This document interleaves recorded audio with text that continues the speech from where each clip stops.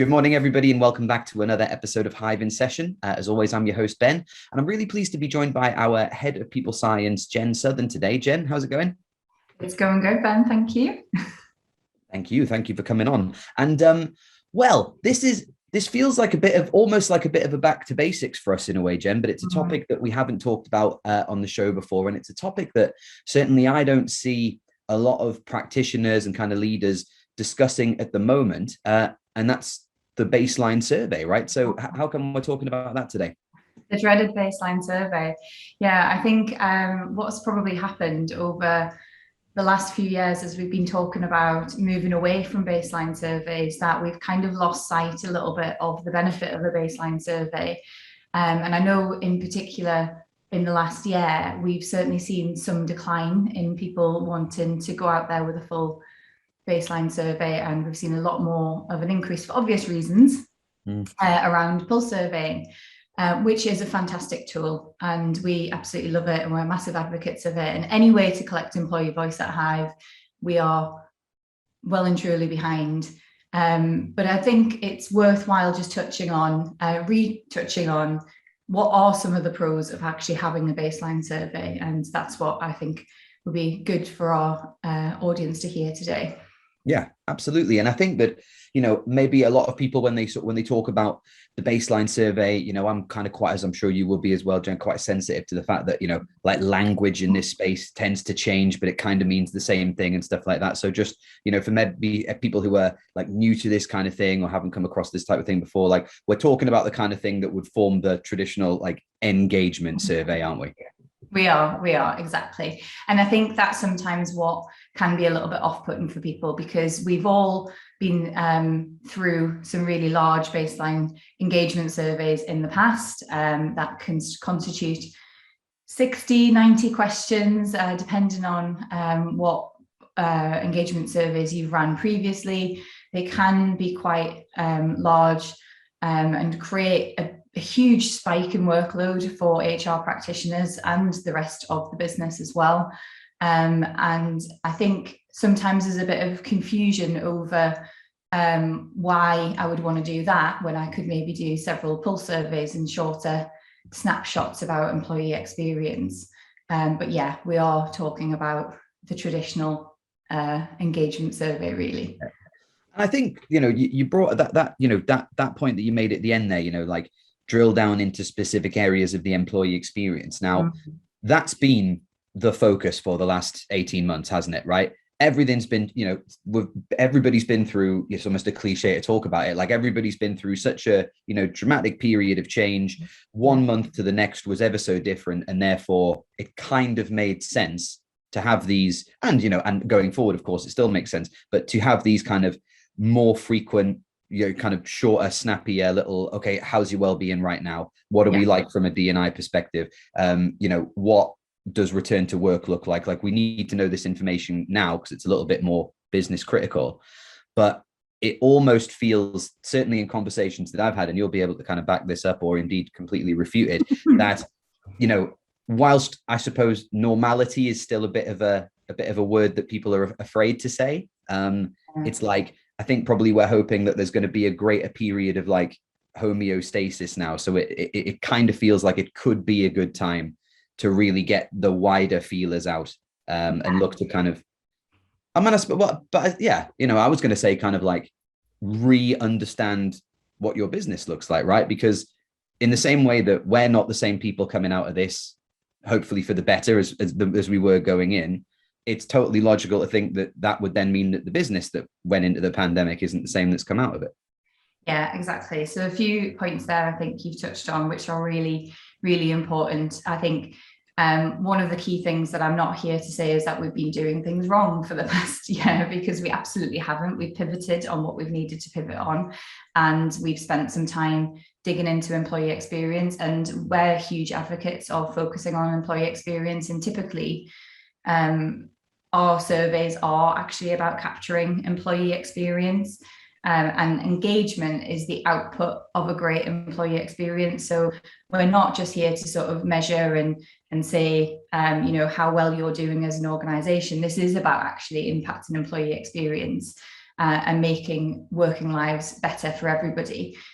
What I'm trying to really make people aware of is that you can do a baseline survey and understand employee experience really thoroughly, rather than just relying on pulse surveys. What the baseline will help you do is identify which are the appropriate and correct pulse surveys to actually be spending time with. So over the last year, you correctly identified well-being was a huge area that people wanted to better understand. I'm a huge fan of the fact that people have been doing more of that, because to me, it's foundational to engagement. If people aren't feeling well, they're not going to be bringing their best selves into work, regardless of whether that's the environment at home or at work that's causing that, or a mixture of both, probably in the case of 2020 particularly. And the same with diversity and inclusion. So if you don't feel like your workplace is fair and inclusive, and like you've got an equal opportunity to progress your career there as some of your colleagues and counterparts, then again, you're never going to achieve engagement from people. So they're very fundamentally important aspects. And I don't think they should ever be missed out of a baseline survey and kept separate. They should actually form part of that. But what a baseline survey will help you to understand is what is more important to people and what is impacting their engagement levels the most. So do you have an issue where people are getting burnt out? You know, we work with some organisations who are in the care sector, for example, social housing, where people have been continuing to go out on the front line and working really, really hard. So is well-being an issue? Or conversely, could it be that career progression, which might have taken a bit of a back burner in the last year, is now all of a sudden something that's really important to people? So it's about targeting all of these aspects within one survey, so that when we come through it, we actually know and understand, right, these are the things that matter now. Yeah. So I think you quite rightly identified, Ben, that we're starting to transition, and it feels like we might have started to transition this a few times in the last 12 months. I think we've all thought, oh, right, January will be the time where we get back to it. June will be the time. Now it's September. But I think we're a little bit more confident now in that. And we're starting to hear people talk about re-onboarding their workforces. And like you said, life will have changed significantly for people in that time. If yours and my life has changed, then the chances are so are many, many other people. And it's the people that make up the workforce. So they will in effect have impacted the business. So how has that changed what matters to people? How do we now better understand that? So we can't necessarily rely on what we knew about our people going into the pandemic. We now need to sort of take a stock of how do people feel now? How motivated are they? Is it well-being that they want to concentrate on? Is it fairness and inclusion that is more important? Is it mission and purpose and understanding that organizational goals and objectives? Or is it their career that is now back at the forefront? And how am I going to progress in this new, as we all hate to say, new world, new way of working, maybe that hybrid way of working that we've not done before? Yeah. And it makes, to me, it seems to make, really good sense for how, from a business perspective, you can start to create like a sustainable policy that's going to help you go forward. Because, as we've said before, like pulsing is great. Pulsing definitely like has its place. But I suppose the other thing with pulsing is that you're kind of continuously going back to the well for more information, for more information, for more information. Whereas with a baseline, it affords you the opportunity to be a little bit more long-term in your thinking and a little bit more long-term in the types of questions that you're asking. And I think that there can sometimes be, this assumption that, well, if we're going to do a baseline, it's going to take us forever to get this information together, and then we've got to act on it, and then we risk people being, further disengaged or becoming disengaged because we aren't being seen to act on this feedback as quickly as we might have done when it was a more policy style approach. But then I suppose the flip side of that is that this is also a really good opportunity for a business to kind of reestablish the way that it communicates with its workforce and is more, we've also, I think, again, one of the big themes that I've seen kind of coming from the pandemic is kind of a greater sense of transparency in relation to communication between the exco and the general employee base. Yeah. So this is, reintroducing the baseline or looking to undertake a baseline. That's kind of a really good chance to reinforce those lines of comms and saying like, look, this isn't just a survey for now. This is a survey for the next 6 to 12 months as well. Certainly something that will take us forward into the future. And again, a couple of things that you've mentioned there that are so interesting. The first part really about that, how long it can take an organisation to get the data back from a baseline survey and what to do with that. Many organisations that we speak to, especially when we first start working with them, if they've been through that process before, can often feel quite overwhelmed with the level of data that comes back. And in fairness, we're not always necessarily concentrating our efforts on the right areas. And it is tempting for people to look at where are we doing well based on high scores, where are we not doing well based on low scores. And then when that doesn't make sense to them and they think, well, yeah, we know we're not really great from a pay, benefits, reward perspective. We have all of these other great things. We know we can't really do much about that. And that becomes the sticking point. That becomes the, oh, right, okay, but they're the lowest scoring areas. But actually, the kind of work that we really need to look at is what's impacting engagement. So not necessarily where our highest scoring questions in the survey or lowest scoring questions. It's about how do we know what's impacting on people's engagement levels? Because it could be, and it often is in some sectors, a case that people aren't driven and motivated by the pay and benefits. That if you ask them an honest question, they're going to say, actually, we'd love more money. Yeah, that would be great if you could pay us a little bit more and have some better benefits. But actually, intrinsically, they might be more motivated by the nature of the work that they're doing, and they're more purpose driven, which might not come out in a survey results set if you're only focusing on high and low scores. So we need to look at how we analyze the results off the back of the survey as well. Yeah. And then, as you quite rightly identified, the communication, it's always so simple, and it feels like you said, back to basics kind of lessons to say this. But communication really makes a huge difference. When we surveyed, which we did quite a lot of surveys at the beginning of the pandemic, and were asking people about, what it was about their organizations that were increasing their sort of motivation and their engagement levels. Communication was one of the number one things that people had never felt more communicated to. Conversely, the organizations that had done less of that and had kept their people in the dark did see dips in engagement levels. But what we did see last year was that when it came to it, we were in crisis mode. Organizations really stepped it up in terms of the level of communication that they were going out there with.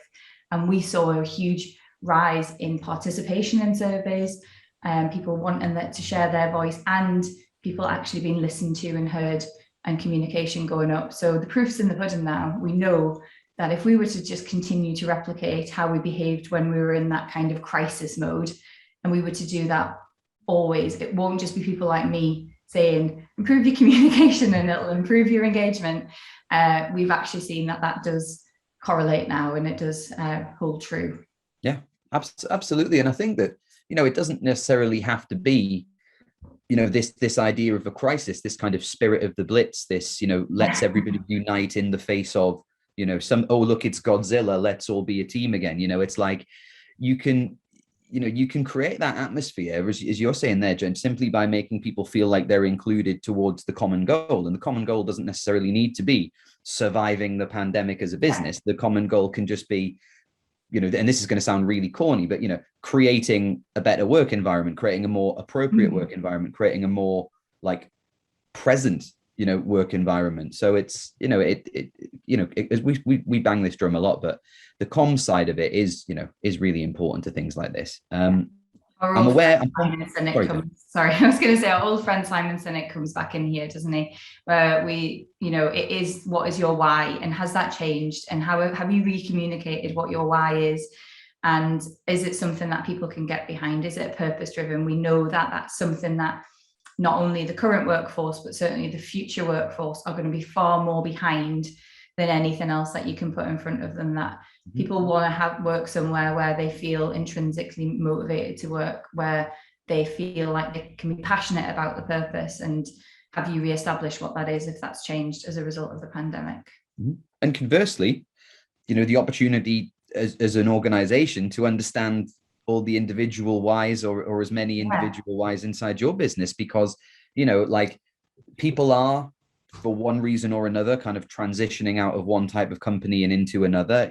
People are making decisions based more around, lifestyle. Like, anecdotally, I don't think I've ever seen more people going to live in vans and just drive around, than I ever have. And, it's almost like it's like this return to bohemia almost, and I think that, a business that can maybe get out ahead of this and look to understand, like, okay, what are why are the people who work here coming to work here, and can we still offer what it is that they want to come to work here? Or, do we need to perhaps realign our, recruitment comms, our talent policy, whatever it might be, to like re-attract the type of people that we think we want to have working for us as well? Because,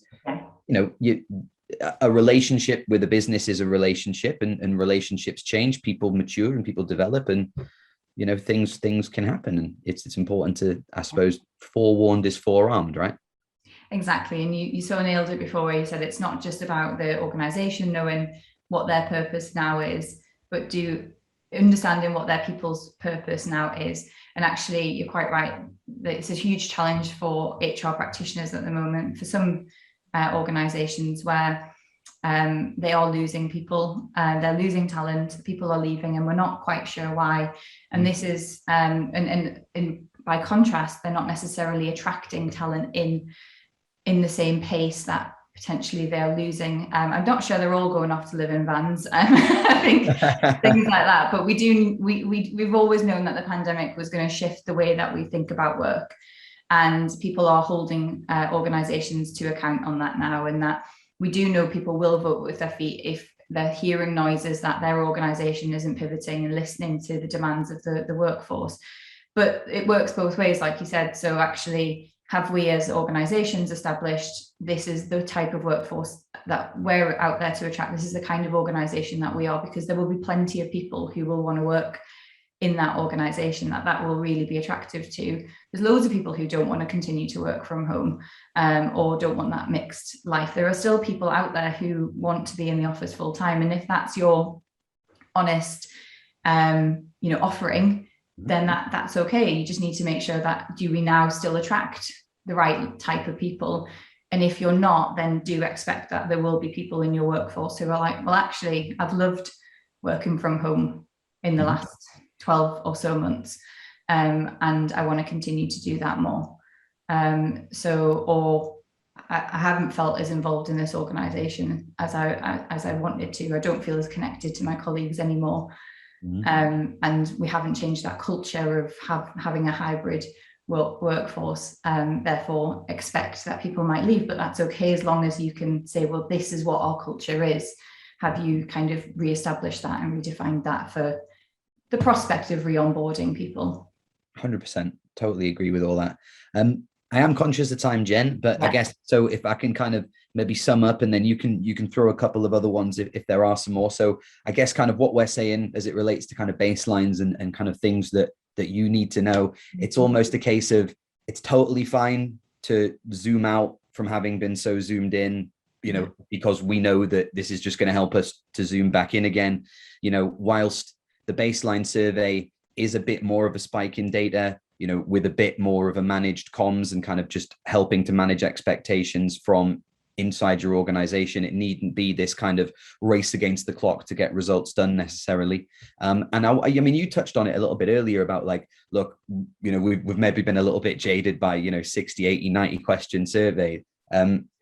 Just kind of what kind of, I know it probably differs, but as a general rule of thumb, as it relates to kind of length and things like that, how could you put people's minds at ease about big, long surveys? Yeah, it doesn't need to be that long, but just be careful about how many questions you ask that are scaled, where they're quick and easy for people to go through. To what extent do you agree with the statement, whether that's a 5, 7, 10-point scale, whatever it is that you're using. Feel free to sort of put more of that in, and then only ask qualitative, free text questions. Just, maybe make them more broad and general, so that when you know what your drivers of engagement are, you can then better understand how that applies to people through some of their general comments and feedback. So I would just say, be wary of more adding in too much free text. And you can definitely get away with more. I'd say 40 is still a substantial survey, but is a lot less than 60 questions. And we certainly find more of a drop off after that point in terms of response rate. So try and keep it around that level. But obviously, if you're going to work on all of the things that you've put out in the survey, or you have the capacity to work on the things you put in the survey, then, and your comms is good and strong, and your engagement levels in terms of people wanting to take part are good and strong, then I see no harm in going out with more questions to get that great baseline. But just make sure that there's a good balance between how much free text you're asking people to do versus how many scaled questions. Fantastic. Well, Jen, thank you very much for coming on with me today. Thanks, Ben. Awesome. And thank you everybody for watching. We'll see you in the next one. Thanks.